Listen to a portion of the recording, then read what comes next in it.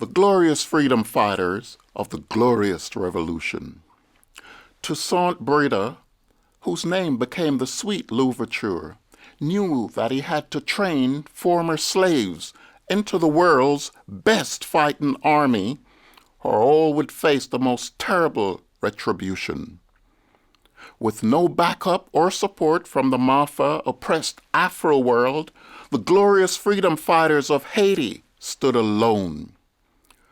This was the great showdown between the Euro-Napoleon and Toussaint, who the French called the Afro-Napoleon. The glorious freedom fighters took a life and death stand against the mightiest grand armies of the imperial French, English, and Spanish, and won. Flip or flap, nothing can change that fact. In history, their great deed is done. It's done. For over a decade, the great battles continued. It seemed that the great struggle and the long war of attrition would never end. But with each successive victory, the self-esteem and self-confidence and the acquired skills and fighting abilities grew with the glorious freedom fighters.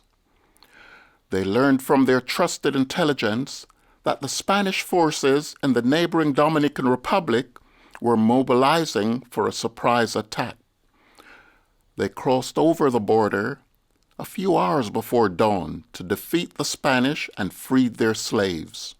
The defeated English, who lost 80,000 men, did choose to leave their Afro troops in Haiti to prevent these veterans returning to old Jamaica with the dreadful news. Today, when we see their strong citadel, we remember not the Alamo, but the glorious freedom fighters whose stories we can now tell. Yes, those brave and wonderful Afro men who served their country so very well not so long ago. The archives showed that Dessalines put many slavers on trial for the murder, rape, mutilation, torture, and other high crimes against enslaved Africans. His great and consistent military victories led the French public to also confess that of the two Napoleons, this Afro one is also best. In preparation for the revolution, all day Dutty Boukman had whipped up the voodoo ceremony. In united harmony, all in attendance called upon the God of the Sun, the great African ancestors and their strong spirit guides to help set their African children free. They knew the first plantation that went up in flames would be the start of the revolution to set Haiti free and to remove their humiliation, terror, and shame.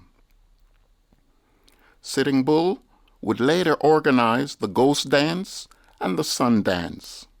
But Boukman organized the Voodoo Dance, with all those attending calling upon the power of God, the great universal creator, to help them to defeat their ruthless oppressors who claimed to be Christians. With great expectations, the secret stockpile of weapons continued, with remodels and repairs so fine from enslaved Afro engineers who were also the best at the time. So the hand that set the first farm alight had sent the midnight message that all other plantations would soon be burning that night. Thus, many of the cruel slavers, terrorists, in their cozy beds, their eyes would no longer open, and yet it was the end of a dream. They would not live to see tomorrow, and they would not live to see Haiti set free by the glorious freedom fighters and their glorious revolution. Some of the slavers escaped to the ships anchored in the harbor, but as with their neighbors, the world as they knew it was over. In the heat of the night, and the whole country alight, it was the start of the fight, and the African freedom fighters knew it would be like no other night. This preparation and implementation of the glorious revolution also produced the glorious freedom fighters. With no backup or support from the Afro world, they relied on each other, men, women, boys, and girls. However, many years later, the French were able to seek revenge. In disbelief and denial, the Europeans blamed voodoo, smallpox, the wind and the rain for the defeat of their grand armies by brave former slaves. The Western Caucasian rulers then conspired to covertly disempower, undermine, humiliate, and impoverish, like a broken stick, the world's lone Afro-Republic. It was part of a grand design to maintain oppression and to destroy the inspiration provided to the Afro world by the glorious freedom fighters and their glorious revolution. Then, as in retrospect, it was to prevent a domino effect. With the old victorious generation gone, came a new chance. As the new ones were outmaneuvered through puppet dictators and then forced to pay $21 billion to France, the cost was compensation for the French defeat, shame, and loss.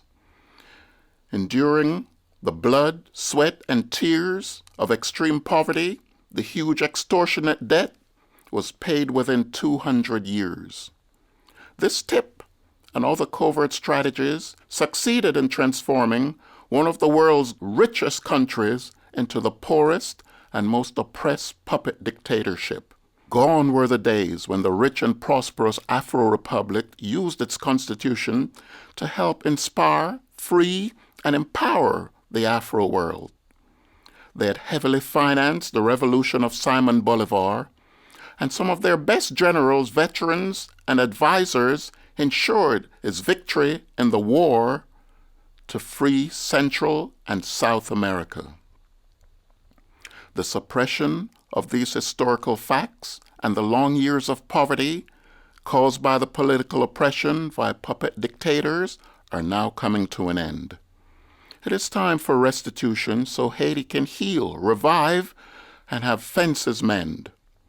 The long overdue annual world celebration of Haitian independence will be filled with joy, fun, love, and happiness. It is time for the great worldwide Afro celebration of music, songs, and dance, for the great poets and historians to tell of the glorious revolution. Yes, let us be inspired by the glorious freedom fighters and their glorious revolution. Their glorious revolution. In this way, it is done. It's done, the glorious revolution.